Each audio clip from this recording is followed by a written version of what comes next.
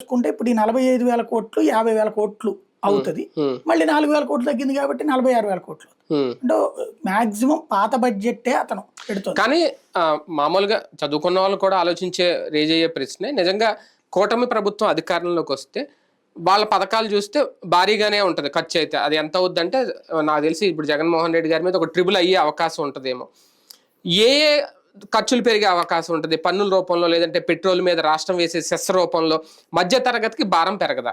ఖచ్చితంగా పెరుగుతుంది. అయితే జిఎస్టీని పెంచడం వీళ్ళ చేతుల్లో లేదు. అదే అందుకే జిఎస్టీ గురించి మాట్లాడలేదు. అదే కదా వీళ్ళ చేతుల్లో ఉండేది ఏంటి? ఇంకా మద్యము, తర్వాతన అదేది మన పెట్రోల్ డీజిల్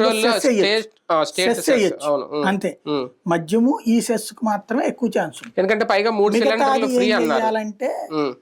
కార్పొరేషన్స్ చేత పన్నులేపిచ్చి ఆస్తి పన్ను పెంచడం, లేకపోతే కనుక ఈ చెత్త పన్ను, లేకపోతే ఇంకో పన్ను కార్పొరేషన్స్ ద్వారా ఏవిచ్చి ఆ డబ్బులు లాక్కోవాలి. చెత్త పన్ను పెంచితే ఊరుకోరేమో.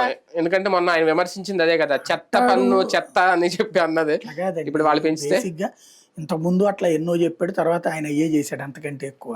ఇప్పుడు సంక్షేమ పథకాలన్నీ శ్రీలంక అన్నోడు ఇప్పుడు ఇస్తానంటే, ఎందుకంటే చెత్త పన్ను చెత్త సీఎం అని కూడా వాడారు మధ్యలో 2-3 సార్లు. అక్కడ అసలు విషయం అర్థం కావట్లా. అసలు చెత్త మీద యూజర్ ఛార్జీలు వసూలు చేయడం ప్రారంభించింది ఆయనే. అవునా? కాకపోతే ఎవరికి తెలియదు. రిజర్వ్ అప్పుడు మీకు గుర్తుంటే మనమే కవర్ చేసాం.